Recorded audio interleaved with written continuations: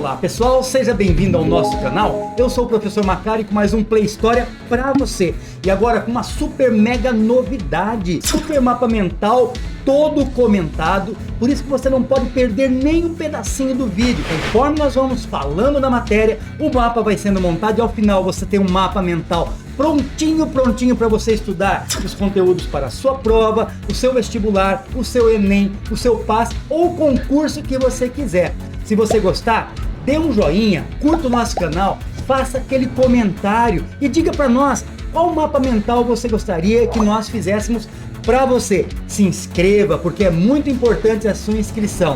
E agora, vamos para a nossa vinheta, vem comigo!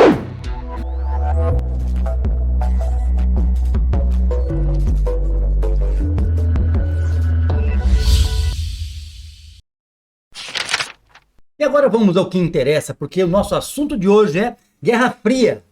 Fria? Será que tem alguma coisa a ver com temperatura? Vamos ver isso.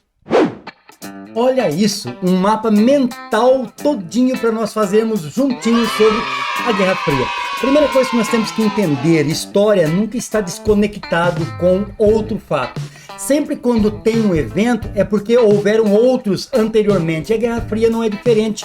Este período que foi entre 1945, final da Segunda Guerra Mundial, até 1991, com a desintegração da União Soviética, então foi o período conhecido como Guerra Fria, 46 anos que estão intimamente ligados ao contexto do final da Segunda Guerra Mundial.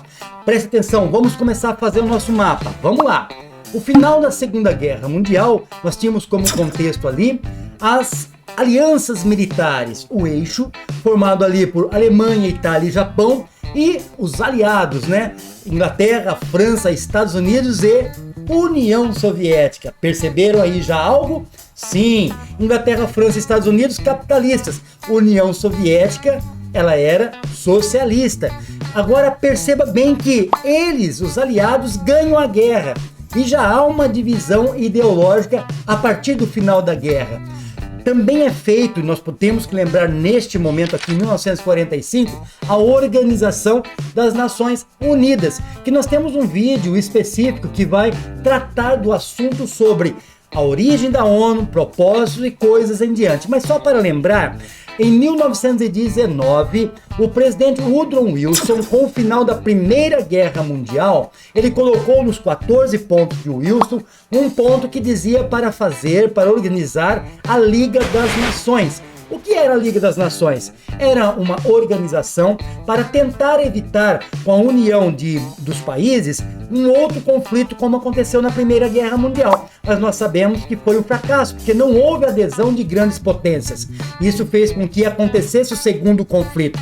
Por isso que a ONU ela já foi formada de uma perspectiva muito diferente, porque praticamente hoje ela tem 200 países que integram a ONU. Desde a Segunda Guerra Mundial, as grandes potências já estão engajadas no propósito de lutar para evitar ao máximo possível que aconteça novos conflitos de ordem mundial, como foram a Primeira e a Segunda Guerra Mundial. Então a ONU é um órgão bastante importante em todo este cenário. Mas vamos ver ali alguns marcos iniciais que nós podemos ter como início, origem, né, nós chamamos de Guerra Fria. Já vimos que no final ali da Segunda Guerra Mundial já existia uma diferença ideológica, capitalistas versus comunistas. Então nós temos aqui a Conferência de Potsdam, que acontece no mesmo ano, em 1945, onde ela confirma, na verdade, reafirma o que já tinha sido tratado nas conferências de Teherã e na Conferência de Yalta, onde foi determinado que os territórios dominados pelos exércitos inimigos passariam para a influência comunista e capitalista. Por quê? Porque os dois eram vencedores da guerra. Então esses territórios passaram a ser dominados, divididos. E aqui nós vamos trazer como exemplo a Alemanha. A Alemanha todinha foi dividida em Alemanha Oriental e Alemanha Ocidental. A Oriental ela tinha influência comunista, enquanto a ocidental tinha influência capitalista dos Estados Unidos. E o mais curioso é a cidade de Berlim. A cidade de Berlim, ela também foi dividida. Só que Berlim, a capital da Alemanha, ela ficava dentro dos territórios socialistas. Então, olha só que interessante, né? Como que fazia para sair do território capitalista para o socialista? Estradas foram protegidas, foram feitas. E um detalhe interessante, né? Foi construído também um muro que dividia a cidade para evitar que as pessoas que estavam no lado oriental viessem para o lado capitalista, ou vice-versa. É o famoso Muro de Berlim, conhecido como o principal símbolo da Guerra Fria. E nós temos a doutrina Truman. O presidente Henry Truman, em 1947, percebeu o avanço comunista pelo mundo e então quis juntar forças políticas, forças que pudessem estimular os países, né, capitalistas a não largarem do capitalismo e se aderirem ao socialismo. Então esse esforço em conjunto era para evitar que se tivesse esta debandagem, vamos dizer assim, para o lado socialista. E funcionou muito bem. Por isso esses dois são tidos como o marco da Guerra Fria, porque aqui se menciona claramente a divisão ideológica entre as grandes potências. Mas, afinal de contas, o que foi a Guerra Fria? Vamos lá. A Guerra Fria, olha só no nosso mapa, é uma disputa de poder com caráter ideológico entre Estados Unidos e União Soviética, as duas vencedoras da Segunda Guerra Mundial. E olha um detalhe aqui, não para aí. Na verdade, nunca houve um conflito direto entre essas duas potências. Por que nunca houve? Porque haveria um risco muito grande de armas nucleares. Então, eles acabavam se chocando de forma indireta. Como isso acontecia? Por exemplo, eles apoiavam, davam apoio indireto nos diversos conflitos que envolviam os seus aliados. Por exemplo, Coreia do Norte, Coreia do Sul, Coreia do Norte apoiado pelos comunistas, Coreia do Sul apoiado pelos capitalistas. Este é um exemplo. E aqui tem um detalhe interessante. Pelo fato de nunca ter tido um confronto direto entre União Soviética e Estados Unidos, nós chamamos então esse período de Guerra Fria, porque foi uma guerra que não teve guerra, né, entre as duas potências. Pegou, né? Ela houve guerra sim, e era chamado de Guerra Quente, mas entre os aliados dessa potência. Aqui estão alguns exemplos. Guerra da Coreia, por exemplo, a Guerra das Coreias, né? Coreia do Norte, como já disse agora, influenciada pelo comunismo, e a Coreia do Sul, ambos disputando territórios entre 1950 e 1953. Coreia do Norte leva uma grande vantagem, onde quase que ela toma toda a Coreia, mas as forças americanas, apoiando a Coreia do Sul, impediu que as Coreias se tornassem totalmente comunistas, fazendo com que os comunistas recuassem até o parâmetro que foi dividido ali no período do final da Segunda Guerra Mundial.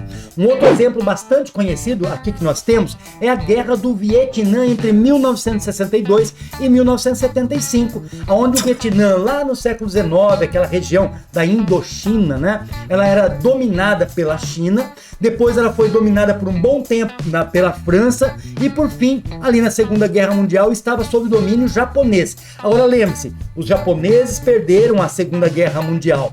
O território que estava sob domínio japonês foi entregue então para as superpotências.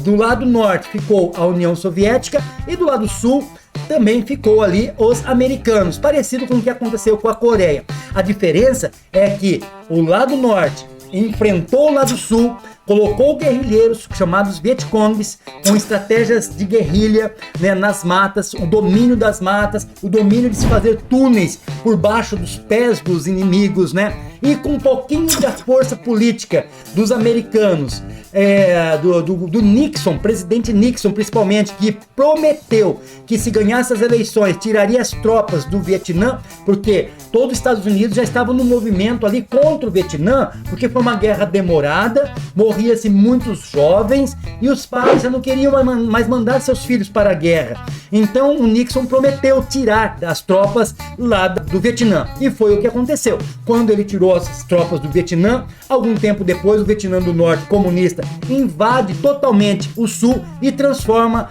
lá o Vietnã num país totalmente comunista. Um grande exemplo também foram as guerras que aconteceram ali no Afeganistão, sempre apoiadas, grupos de rebeldes, de guerrilhas apoiadas ali pela União Soviética e outros grupos apoiados pelos Estados Unidos. E não podemos nos esquecer de forma alguma da crise dos mísseis em 1962, que quase por muito pouco nós não tivemos uma guerra nuclear. Afinal de contas, os Estados Unidos tinha base nuclear lá na Turquia. E a União Soviética resolveu também colocar uma base nuclear em Cuba, que já era um país totalmente de influência comunista. Isso era uma ameaça para os americanos do sul dos Estados Unidos. Então a União Soviética, entendendo, né, que havia ali um confronto, Estados Unidos e União Soviética quase chegam a se confrontar. Mas graças à boa conversação e articulação tanto da União Soviética quanto dos Estados Unidos, evitou-se ali uma guerra nuclear sem precedentes que nós poderíamos ter tido ali no sul dos Estados Unidos, ali no Caribe. Muito bem, então aqui nós temos ali os líderes, né? Fidel Castro, nós temos ali também o famoso Kennedy, né? Todos eles ali envolvidos em prol de não acontecer esta guerra. Apoios também de planos econômicos para ajudar países. Como foi feito? Os Estados Unidos vão desenvolver o Plano Marshall para apoiar economicamente os países que apoiassem o capitalismo, enquanto a União Soviética ela vai fazer o famoso Comecon, que na verdade é uma versão Marshall, né? Só que comunista, para apoiar países que estivessem com o intuito de permanecerem comunistas ou instalarem comunismo em seus países. Um grande exemplo disso foi o caso de Cuba. Nós temos aí que analisar aí também as forças militares que apoiavam os países. A OTAN, Organização do Tratado do Atlântico Norte, apoiava então militarmente os países ligados ao capitalismo, enquanto o Pacto de Varsóvia apoiava os países ligados ao comunismo, principalmente ali no leste europeu, que formava uma espécie de cortina de ferro, como foi chamado por Churchill uma vez, né? E essa cortina de ferro era um escudo humano, literalmente ali, que impedia, de certa forma, ataques contra a União Soviética por conta desses países que estavam, de certa forma, aliados também ali aos comunistas. Um detalhe importante são as características da Guerra Fria, que você não pode esquecer nos concursos, nos vestibulares ou nas provas. A bipolarização mundial ideológica, onde separa blocos comunistas de blocos socialistas, cada um apoiando seus respectivos países em potência. Lembrando que existiam grupos que não se aliaram nem a capitalistas e nem a comunistas. Esse daí era o famoso terceiro caminho, como alguns dizem, mas na verdade era o famoso terceiro mundo, dos países em desenvolvimento, que ora aceitava apoio de um lado, ora acabava aceitando o apoio de outro lado. A corrida armamentística, já falamos ali a questão das bombas atômicas. Um país fazia bomba atômica, o outro respondia fazendo bombas mais poderosas ainda. Então foi uma característica muito forte de desenvolvimento de armas bélicas contra superpotências, que muitas delas nem foram usadas, inclusive porque não houve uma guerra nuclear até então entre as nações. Um outro detalhe também nós temos ali a questão das espionagens, a famosa CIA, né? A Agência de Inteligência Americana, e também a KGB. As duas ali policiavam, espionavam os seus inimigos em comum ali e acabavam descobrindo ali segredos um do outro. Por isso que numa corrida, como por exemplo nós temos aqui o cinema, ele traz a ideia ali do famoso James Bond, que nessas corridas armamentistas, corridas espaciais, sempre tinha os espiões infiltrados ali no território inimigo. O cinema também traz ali o famoso Rocky Balboa, o baixinho americano que foi lá nas terras da União Soviética lutar contra o gigante soviético. soviético, né? E depois de apanhar rounds e mais rounds, no final ele consegue ter a vitória. Por que será? Ah, talvez porque o filme era americano? Talvez seja.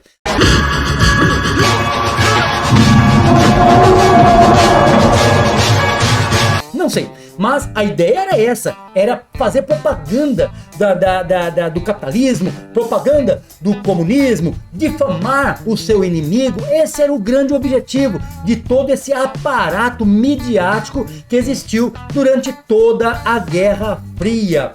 A corrida espacial também não ficou para trás, só que quem chegou primeiro ao espaço foram os soviéticos. Primeiro mandaram uma pobre cachorrinha que morreu lá em 7 horas de órbita fora da Terra. Depois mandaram Yuri Gagarin em 1961. Lembrando que já em 1957 eles tinham colocado em órbita em volta da Terra o primeiro satélite artificial, o famoso Sputnik, né? E nós temos agora aqui a resposta dos Estados Unidos. Mandou-se o homem para a Lua, para o satélite natural que nós temos, e fincaram a bandeira na Lua. Pronto, conquistar a Lua foi o grande passo, né, dado ali pelos Estados Unidos. Um pequeno passo para o homem, mas um grande passo para a humanidade, diziam os americanos. E realmente foi. Depois que o homem foi à Lua, muita tecnologia foi desenvolvida em todos os aspectos que você puder imaginar, na medicina, nas armas, nas questões de telecomunicação e por aí afora. Mas quem chegou primeiro na Lua foram os Estados Unidos. Viu só que é um embate? Quem é o melhor nessa, em toda essa parada que vocês estão vendo? Agora, a ideia da Lua não ia se limitar à Lua. Eles, a partir da Lua, fazem satélites artificiais, e não só satélites, mas eles também fazem bases militares artificiais que orbitam a Terra. Só que hoje, graças ao fim, né, de toda essa Guerra Fria, nós temos ali os marcos desse final, que foram a queda do Muro de Berlim. O grande símbolo da Guerra Fria foi derrubado em 1989, unificando novamente a Alemanha. Acabou esse negócio de comunista e socialista. Todos agora ali estão num único intuito. E você tem a desintegração total da União Soviética. Porque os países que formavam a União Soviética, eles se separaram, eles lutaram por suas independências, até que em 1991 foi feito o tratado onde a Rússia volta a ser Rússia e os demais países voltam a buscar os seus caminhos. Fim da União Soviética. Por isso que o que eu dizia agora há pouco é que pazes militares são feitas hoje em conjunto com americanos, franceses, chineses, soviéticos, não mais comunistas, com certeza. Conseguem trabalhar junto porque chegou ao seu fim a Guerra Fria. Lembrando que a cultura da Guerra Fria ainda existe até hoje. Direita, esquerda, toda aquela briga que você já conhece. Mas isso é uma outra história para um próximo vídeo. Continue assistindo os nossos vídeos e você aprenderá muito mais. E olha que coisa linda, você tem aí agora, formadinho para você, um mapa mental para você estudar para sua prova, para o seu concurso, seu vestibular, seu Enem e por aí afora. Aproveite bem isso. É isso aí, meus queridos. Gostaram? Se você gostou, então já curta, se inscreva no canal e já comente para nós aí qual vídeo que você quer que nós façamos do mapa mental para você. Deixe seu sininho ligado para não perder nenhuma novidade do canal. Nossa aula fica por aqui, já vou deixar um vídeo no finalzinho aqui apontado como sugestão para você. Fui, valeu, tchau!